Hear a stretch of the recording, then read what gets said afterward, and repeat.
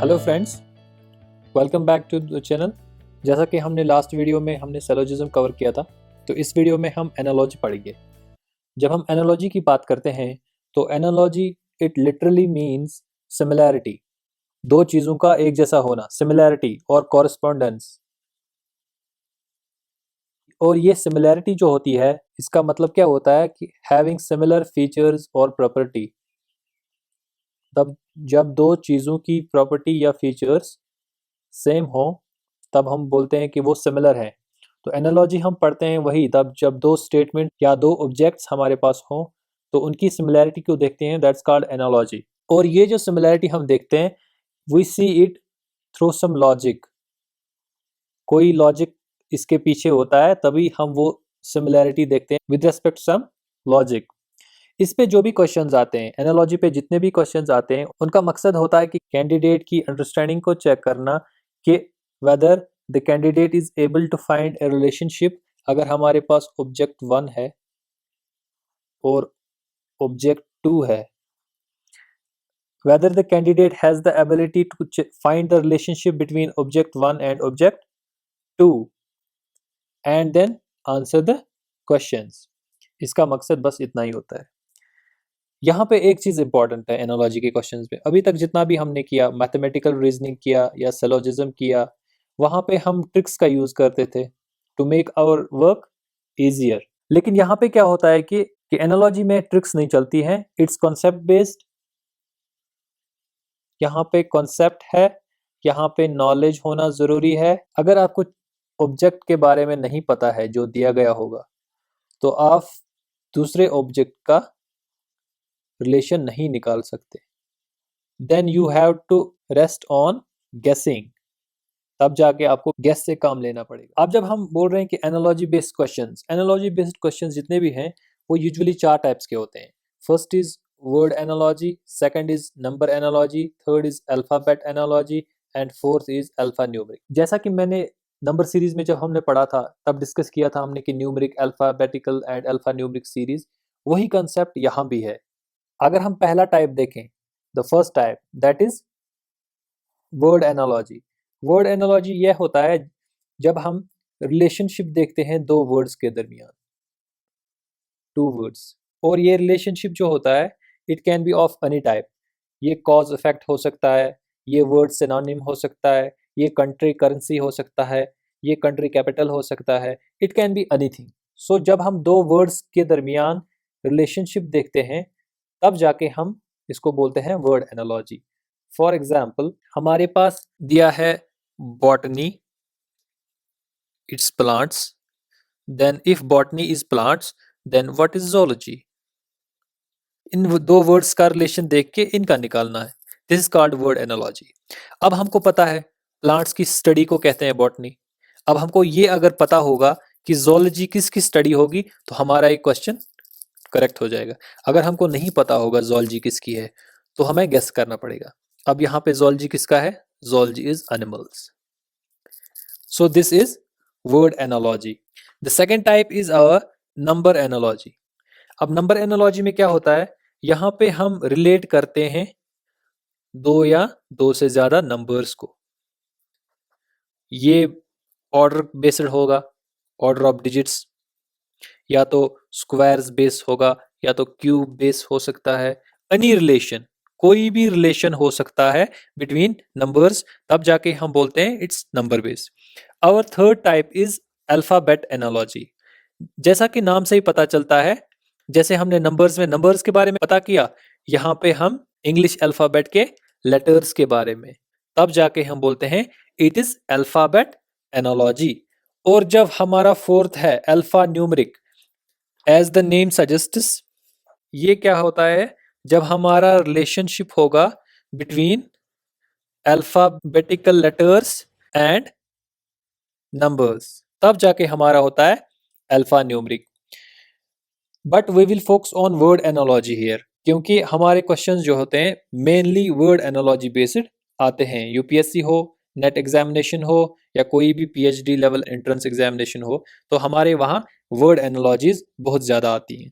और एक बात का ध्यान रखना है कि यहाँ पे जो है क्रोनोलॉजी नहीं समझनी है। क्रोनोलॉजी की ज़्यादा ज़रूरत नहीं है, बस आप एनालॉजी पे ध्यान दें। तो let's get some questions done. अब पहला क्वेश्चन यहाँ पे है, parliament is related to Great Britain in the same way as Congress is related to. अब अगर आपको पता होगा पार्लियामेंट क्या होता है और इसका ब्रिटेन के साथ क्या रिलेशन है, तब जाके आप कांग्रेस और उसके किसी जो इनमें से इसका आंसर होगा निकाल सकते हैं। ब्रिटेन की नेशनल असेंबली जो है उसको पार्लियामेंट कहते हैं। इंडिया ने भी ब्रिटिश का मॉडल अपनाया और इंडिया में भी नेशनल असेंबली को पार्लियामेंट ही कहते हैं। बट कांग्रेस कहां पे कहते हैं इसको? अगर आपने पढ़ा होगा तब आप आंसर लगा सकते हैं, अगर आपने नहीं पढ़ा होगा तो आपको गेस करना पड़ेगा, जो गलत भी हो सकता है। तो कांग्रेस नेशनल असेंबली है कहां की? ये आपने न्यूज में भी बहुत बार सुना होगा, यूएसए।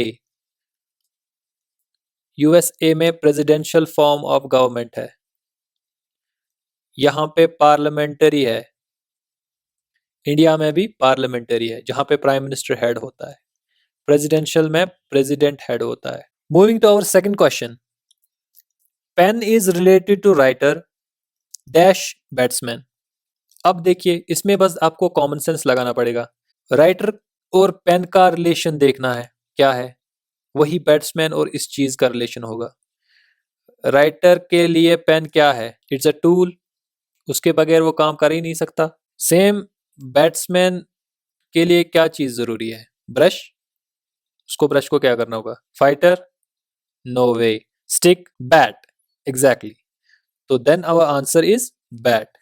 तो दिस इज एनालॉजी कि राइटर के लिए जितना अहम पेन है उतना बैट्समैन के लिए हमारा बैट है। Let's move forward. अब क्वेश्चन है, वॉल्यूम, लीटर, एरिया डैश। जो रिलेशन वॉल्यूम और लीटर का है वही एरिया और इस वर्ड का होगा।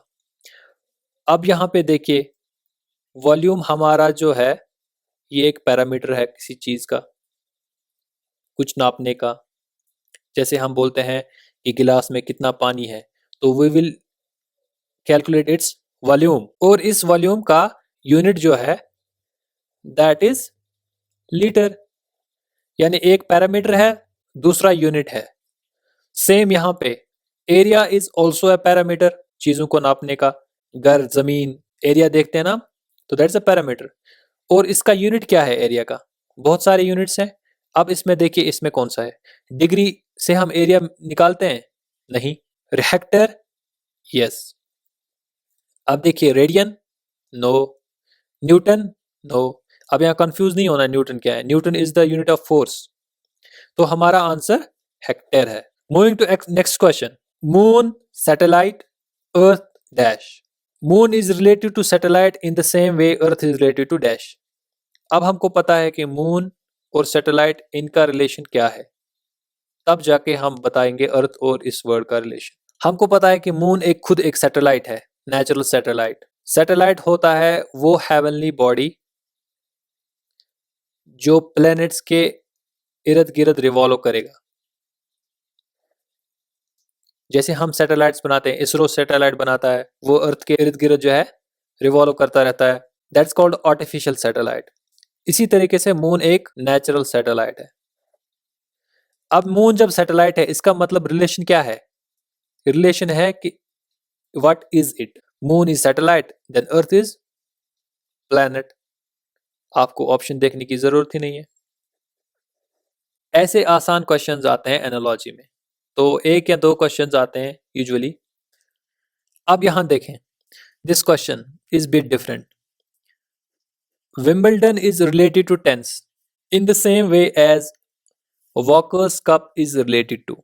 अब अगर आपको स्पोर्ट्स की जनरल नॉलेज नहीं होगी तो आपको ये क्वेश्चन होगा नहीं होगा। तो इसीलिए जो एनालॉजी में है, एनालॉजी में it's concept based and purely knowledge based, तब जाके आपको खुद रिलेशन समझ आएगा। विंबलडन जो है ये इंटरनेशनल टूर्नामेंट होता है टेनिस का, आपने देखा होगा रॉजर फेडरर, बाकी बाकी सब। इसी तरीके से वॉकर्स कप क्या होता है? हॉकी इंडिया की नेशनल गेम है, तो हॉकी कभी आपने सुना है वॉकर्स कप? नहीं सुना होगा, क्योंकि हॉकी में यूजुअली हम सुनते हैं अजलान शाह।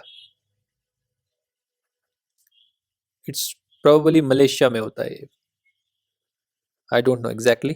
तो अगर आपको जरा से भी जीके होगी तो you will directly see that it's golf, wrestling भी नहीं हो सकता, देन इट्स गोल्फ।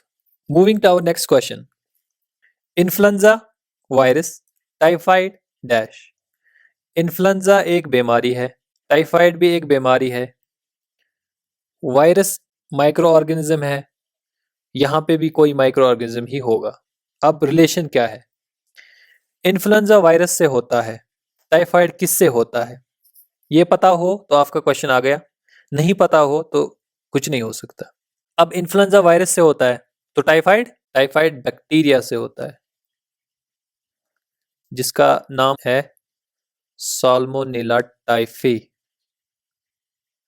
आपने पढ़ा होगा 9th 10th 11th 12th में। तो this is bacteria, this is your answer. बस सिलेबस में है तो क्वेश्चंस आ सकते हैं यहाँ से, इसीलिए ये कवर करना ज़रूरी था। अगर कहीं भी कोई भी समझ ना आया हो तो कमेंट सेक्शन में ज़रूर बताइएगा, और अगर आप पहली बार वीडियो देख रहे हैं तो सब्सक्राइब ज़रूर करिएगा, क्योंकि हम भी मेहनत कर रहे हैं। तो please support our work and subscribe this channel and press the bell icon to get latest updates. Thank you.